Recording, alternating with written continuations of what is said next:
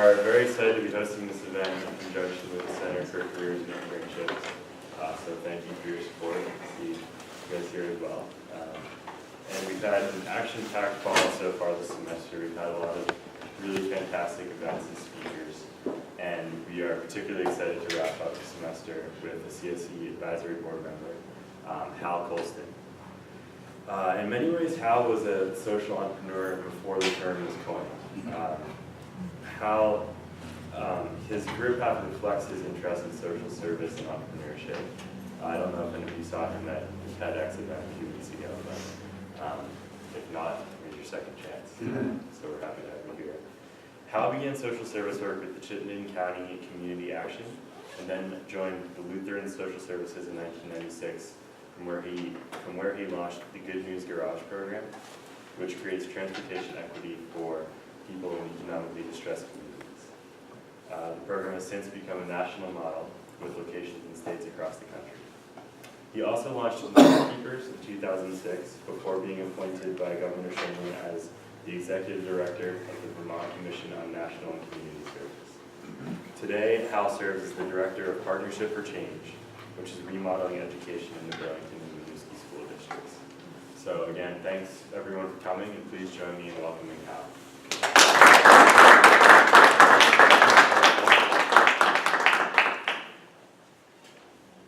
Good afternoon. And I want to thank Evan for inviting me here and to share my story.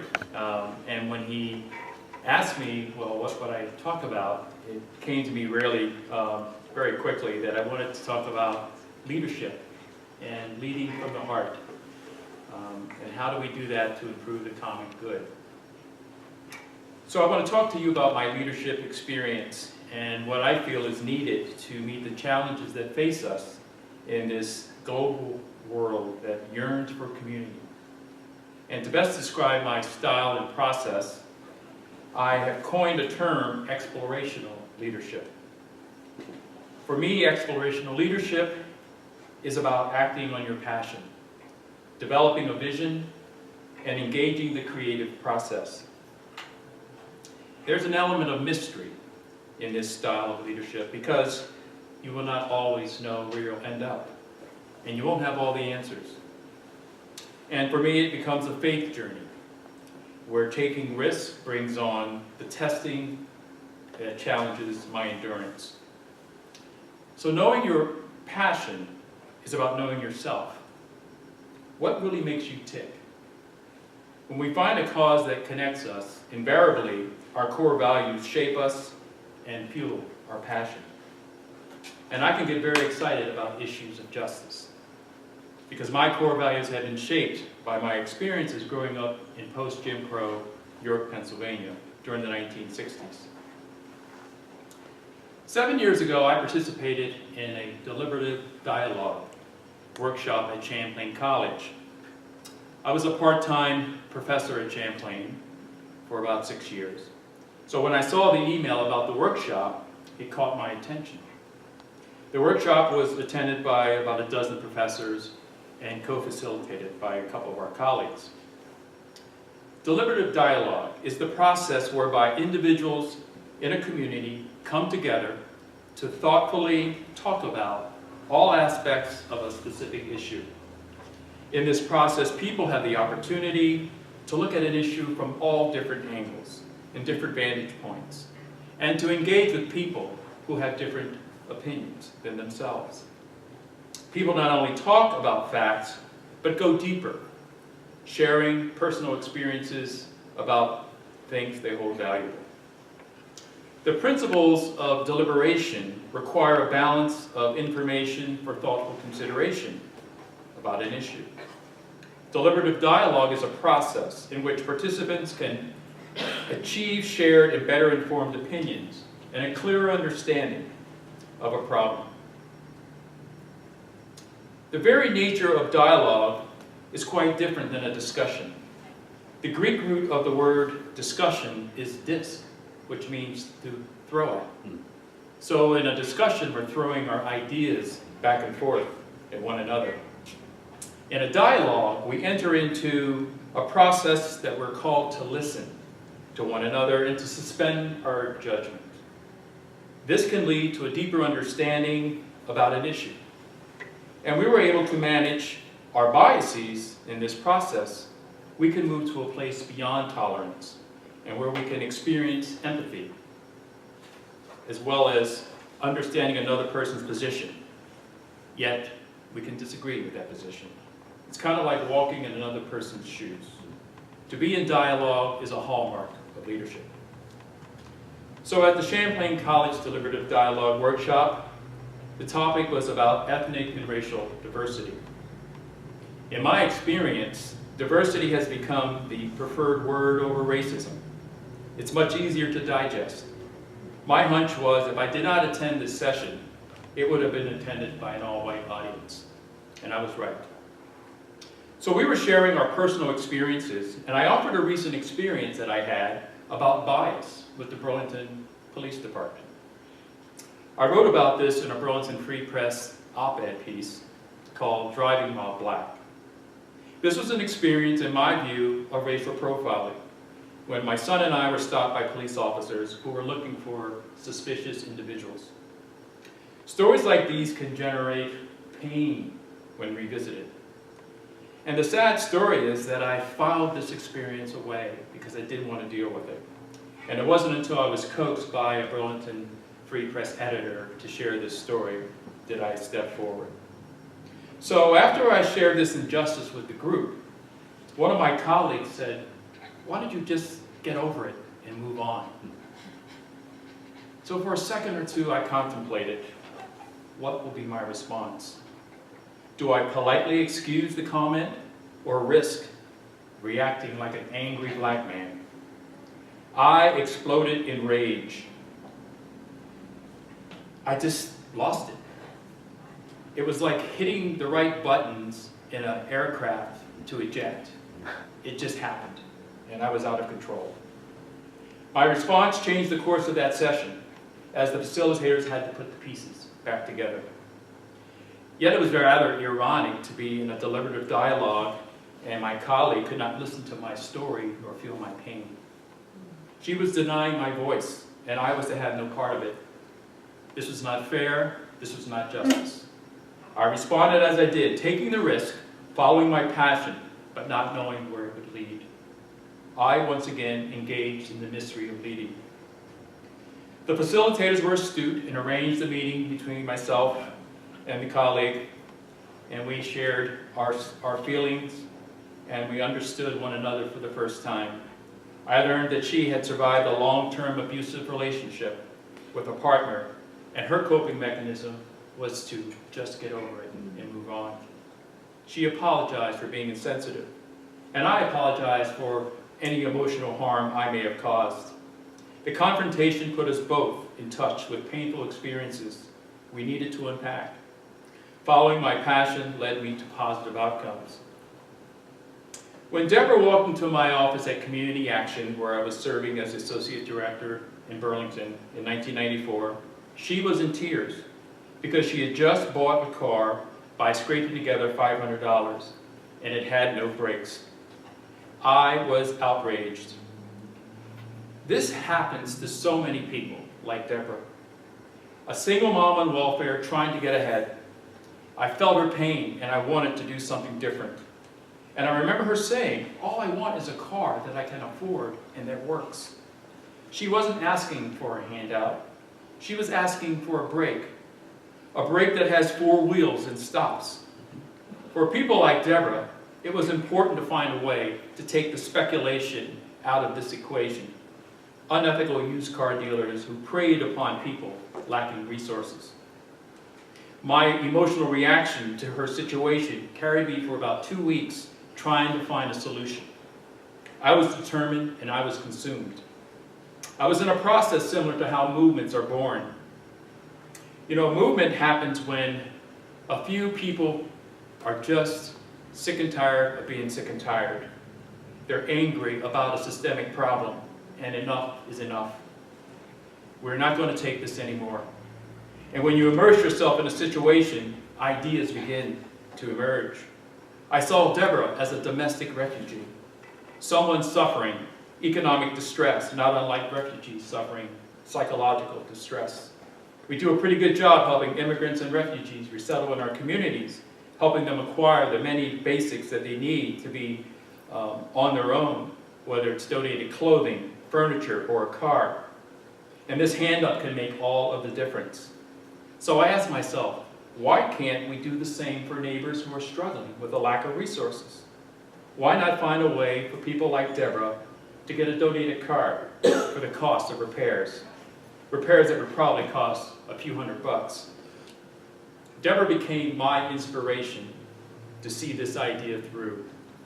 This became all about her and others with her story in search of justice.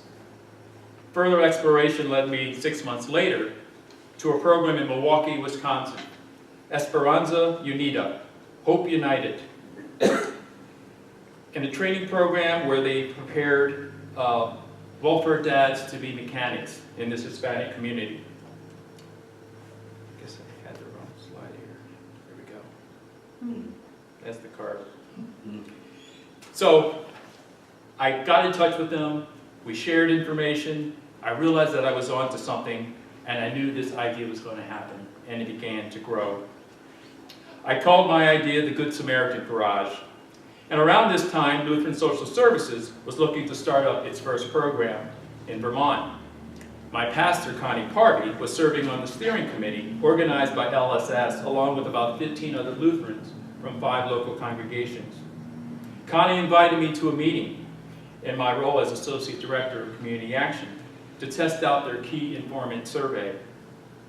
I joined the team and went on a survey to conduct interviews with nonprofit executive directors in the community to understand what programming was lacking. And when the results came back from all the surveys, it was clear that the lack of transportation equity was a community-wide problem. When I saw the group struggling with what to do with this, I befriended a pastor and shared with him my idea of the Good Samaritan Garage. He was really excited about it and encouraged me to present it to the group. But I needed this encouragement because I thought this was kind of wacky to present a garage project to a faith-based organization. So at the next meeting, I passed out my one-page concept paper, The Good Samaritan Garage. It was like a Pentecostal moment. People were so excited, it was like they were speaking in tongues. The only concern about the garage was the name, because there was a local community organization called Samaritan Connection. I blurted out good news, and the rest is history.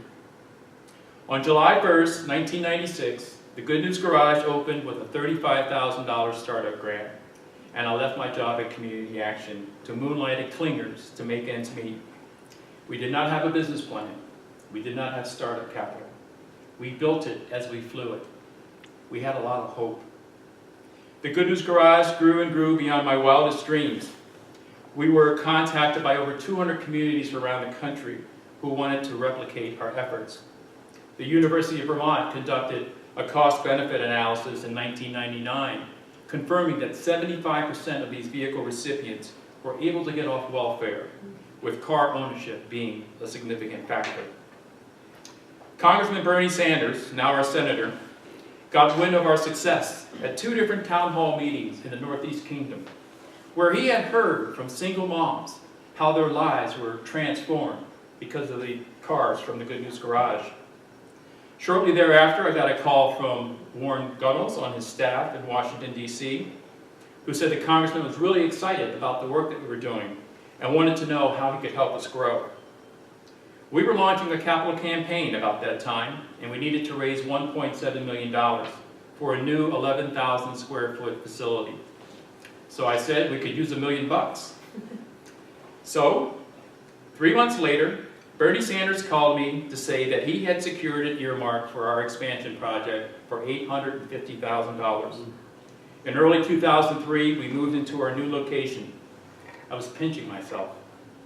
It had only been about 8 years. Our budget grew to $1.3 million, and we expanded into New Hampshire, Connecticut, and Massachusetts.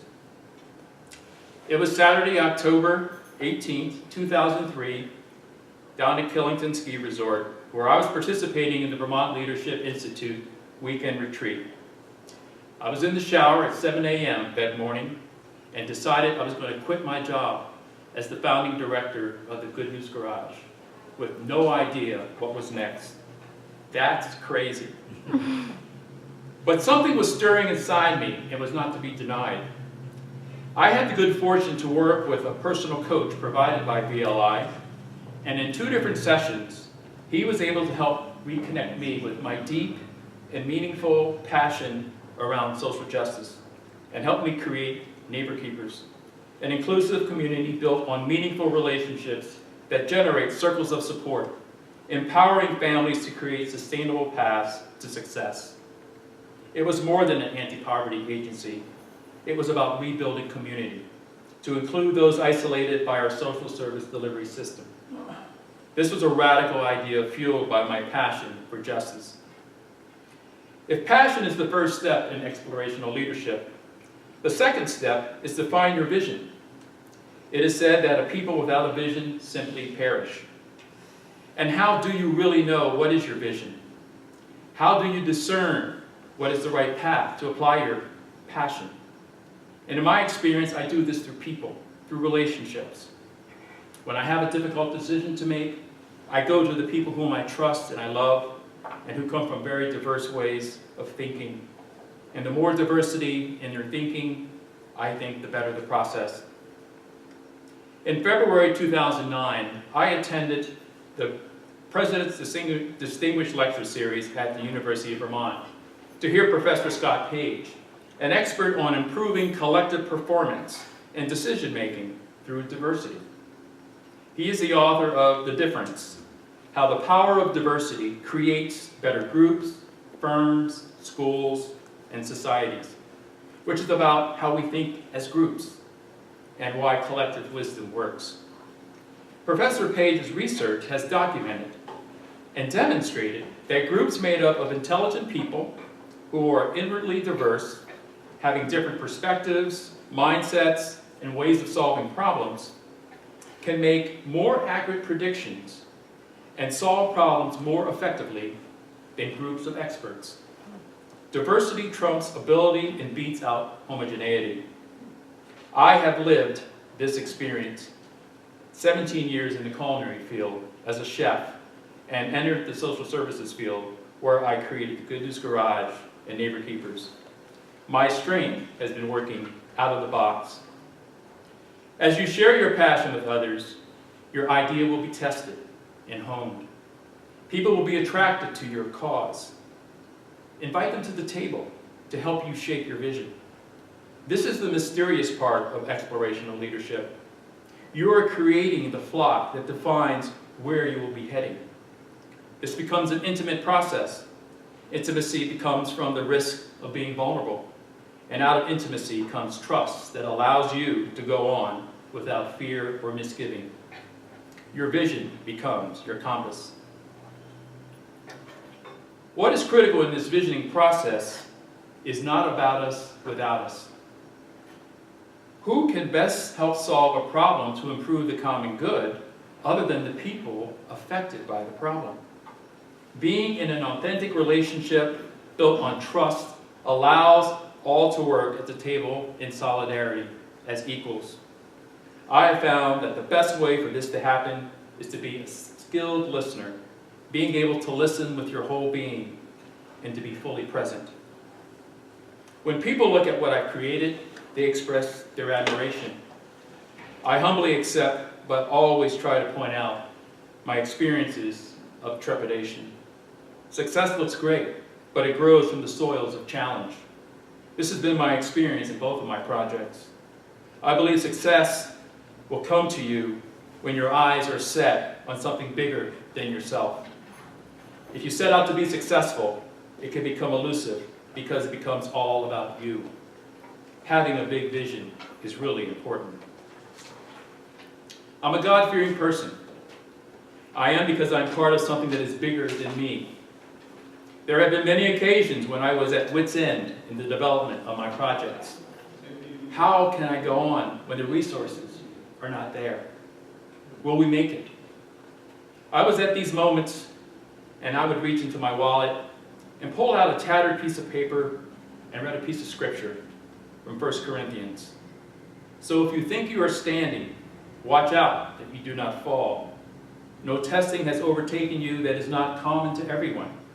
God is faithful, and he will not let you be tested beyond your strength.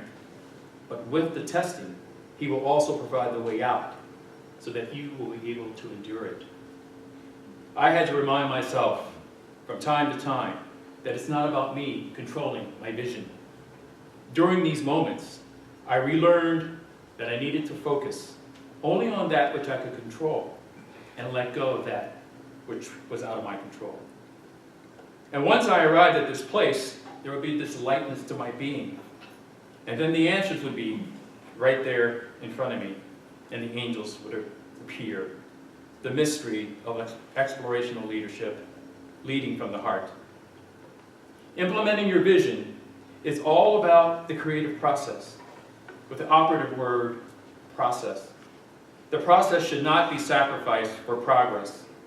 And being in a process can be slow and messy, because it invariably involves being in relationship with people in a community.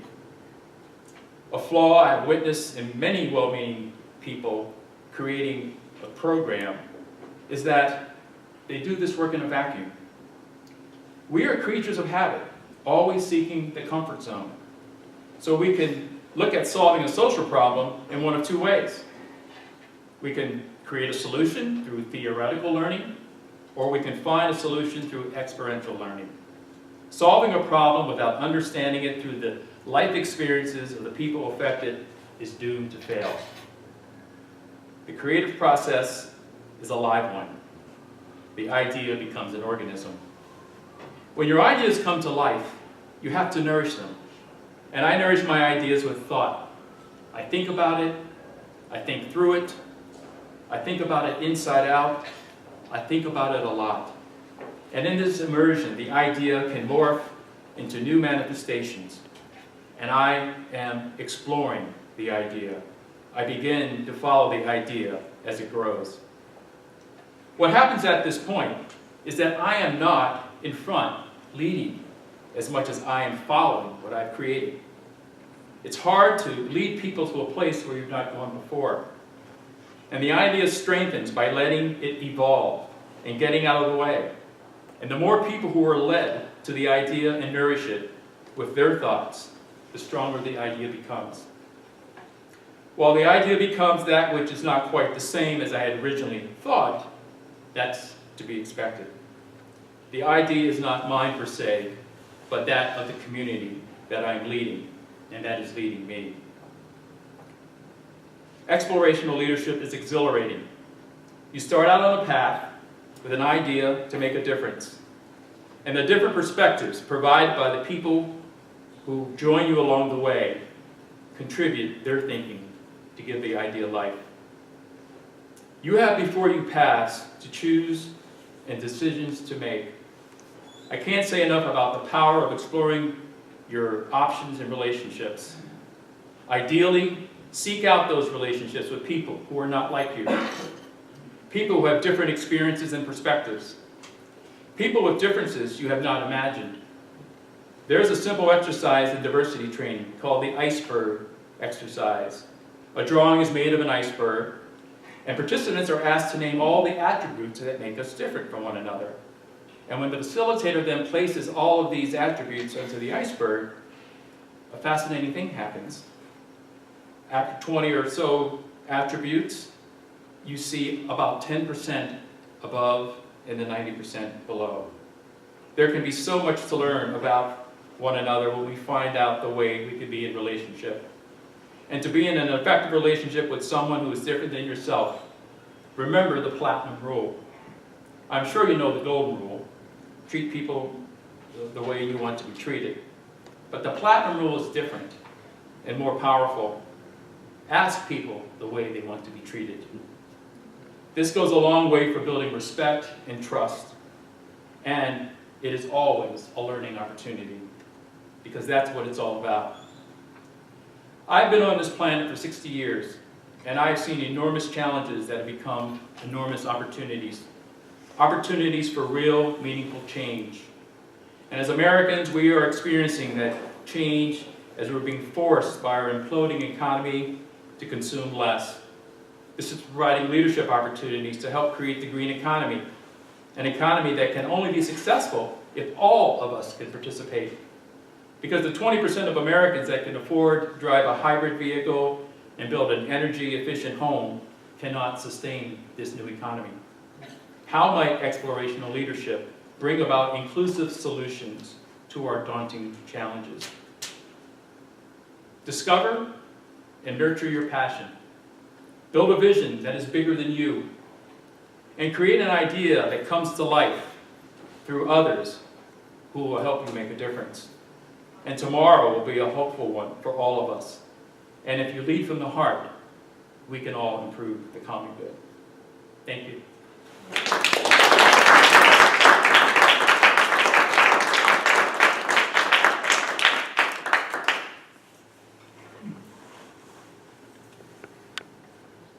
Thoughts? Questions?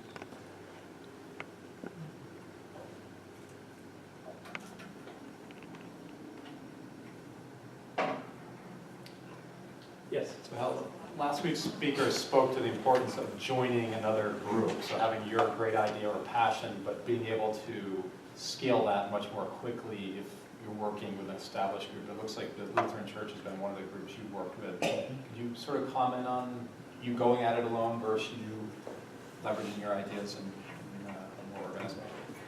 Sure. In that particular situation,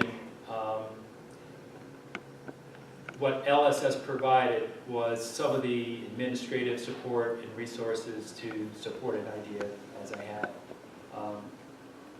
I think it would have been more of a struggle and taken a lot more time to launch the project in this garage.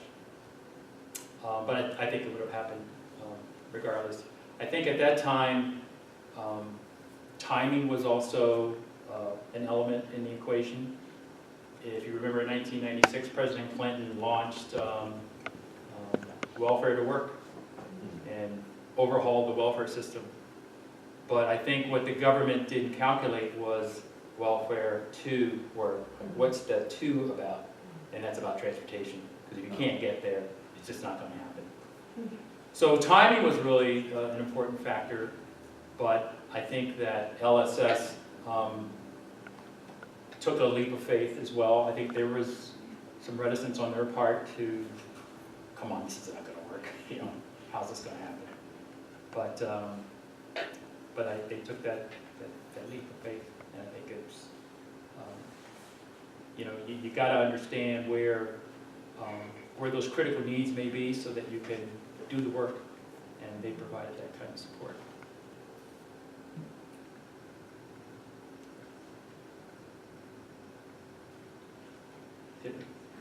I don't want to get too personal, but you talked about leadership and intimacy and relationships and trust and how all of that is so closely intertwined. And I just wondered if you don't mind my sharing from our earlier conversation about you seeing yourself as an introvert. Some of us, as I mentioned, just heard this incredibly powerful talk by a student who sees himself as an introvert. And when you think about powerful leaders and generalize, I think people think of more extroverted. And in my own bias, I think I have done that to a certain extent, especially when it comes to relationships. And I was just so impressed and struck by how much you emphasize the importance of relationships as creating a foundation so that other things can spring and grow from that. Do you have any thoughts or comments that you would be willing to share from an introverted perspective, how that does or doesn't play out? Well, being an introvert, I have to really work at doing things like this. You know, doesn't come natural. Seems so natural. Yeah, and it does, but it's not my natural inkling to be out in front. I always have seen myself as an unsung hero. You know, I just don't. I mean, I remember when we were in, we had a 9-page spread in the Smithsonian magazine, back in the early days of the garage, it was like 2 months later where I finally opened it up. I mean, it's like, I just have this reaction about it being about me. So in that way, I'm humble, and I think that's a good quality to have.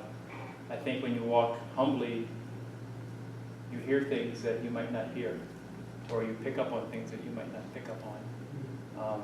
So I think in that way, it's a strength, and I truly believe that it's not about me, it's about us, and bringing the right people together can make it or break it.